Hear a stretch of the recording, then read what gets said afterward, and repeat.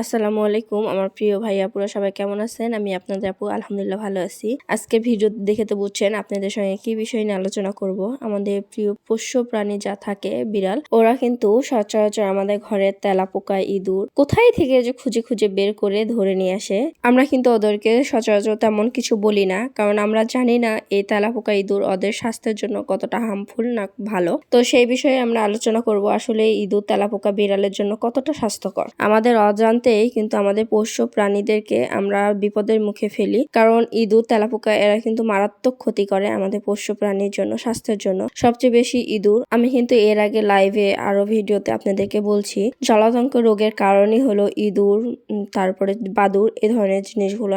এই জন্য সবসময় চেষ্টা করবেন আমাদের পোষ্য প্রাণীদেরকে ইঁদুর, তেলাপোকা এ ধরনের জিনিসগুলোকে না ধরতে দিতে। আর ভুলবশত যদি ছোনোর মতো ধরে ফেলে তাহলে খেতে দিবেন না, কোনো জায়গাতে আসতে দিবেন না। আমার অজান্তে স্নো কোথায় থেকে যেটা ধরে নিয়ে আসছে, আমার রান্নাঘর থেকে ধরে নিয়ে এসে বাচ্চাদেরকে দিচ্ছে খেলার জন্য। আমি তো ভাবতেও পারিনি। আমি আসলে ভিডিওটা করার ইচ্ছা ছিল না, কারণ তাও মনে হলো যে না করি, আপনাদেরকে দেখায় আসলে এটা কতটা ওদের জন্য ক্ষতিকারক বয়ে আনতে পারে।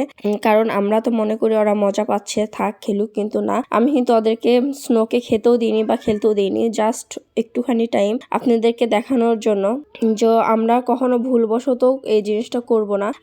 আমি কিন্তু স্নোকে দিইনি। আমি যতটুকু ভিডিও করছি অতটুকু টাইম রাখছি, বাদ বাকি টাইম করছে। আমি দেখিনি স্নো পরের দিন আবার একটা ধরে নিয়ে এসে মেরে ওর বাচ্চাদেরকে দিছে যে খেলা করো খেলা করো। হয়তো বা আমি ঘুম থেকে উঠে দেখি এরকম খেলতিছে, বাচ্চাদেরকে দিচ্ছি, কিন্তু বাচ্চারা তো ভয়ও ধরতিছে না। আপনারাও কিন্তু চেষ্টা করবেন এভাবে না দেওয়ার জন্য, কারণ এ ধরনের প্রাণীগুলো কিন্তু জলাতঙ্ক রোগের বাহক। এরা কিন্তু আমাদের পোষ্য প্রাণীদেরকে একদম মারাত্মকভাবে ক্ষতি করে দিতে পারে। এই জন্য সবসময় চেষ্টা করবেন ওদের থেকে দূরে রাখার জন্য।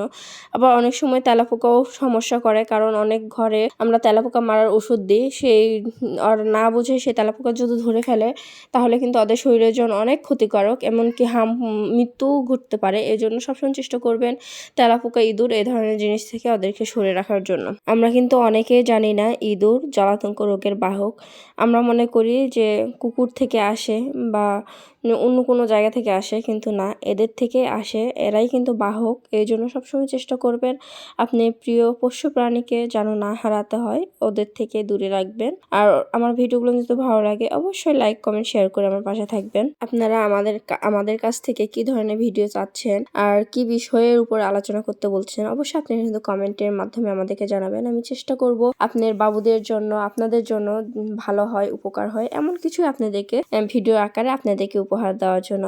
আসলে ছোনর বাবুদেরকে খেলতে দিচ্ছে, কিন্তু ছোনর বাবুরা ভয় পাচ্ছে বা বুঝতেছে না ওইটা কি জিনিস, ওই জন্য আমি পরে উঠাই নিয়ে যাই ফেলে দিয়েছি।